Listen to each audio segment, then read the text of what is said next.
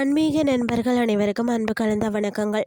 இன்றைக்கு நாங்கள் ஆன்மீகம் சம்பந்தமான பதிவில் குழந்தை பேறு அருளும் தாமல் ஸ்ரீ தாமோதர பெருமாளுக்கு வெள்ளி கொலுசு சாற்றும் விசேஷ பிரார்த்தனையை பார்க்கலாமா வாங்க.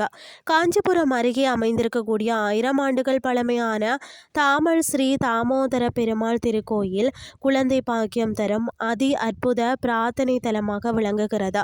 கொலுசு காணிக்கையின் பின்னணி சிறப்பு என்னன்னு சொல்லி பார்த்தீங்கன்னா, இந்த தலத்தில் மூலவராக வீற்றிருக்கக்கூடிய தாமோதர பெருமாள் தான் ஆயர்பாடியில் குறும்பு செய்த பாலகிருஷ்ணனின் அம்சமாகவே பார்க்கப்படுகிறாராம். அன்னை யசோதை பிணைத்த கயிற்றின் வடு இன்றும் பார்த்தீங்கன்னா திருமஞ்சனத்தின் போது சுவாமியின் வயிற்றில் தெளிவாக தெரியும் அபூர்வ தலமாக தான் இது இருக்கிறதா. குழந்தை பாக்கியம் இல்லாத தம்பதியர் இந்த தலத்திற்கு ஸ்ரீ தாமோதர பெருமாளையும் ஸ்ரீ திருமாலழகி தாயாரையும் மனமுருகி வேண்டி செல்கிறார்கள். தங்கள் வேண்டுதல் நிறைவேறி அழகான குழந்தை பாக்கியம் கிடைத்தவுடன் தான் தம்பதியர் தங்களின் நன்றி கடனாக குழந்தை கண்ணனான தாமோதர பெருமாளின் திருவடிகளுக்கு வெள்ளி கொலுசு சாற்றி நேர்த்திக்கடனை செலுத்துகிறார்களாம்.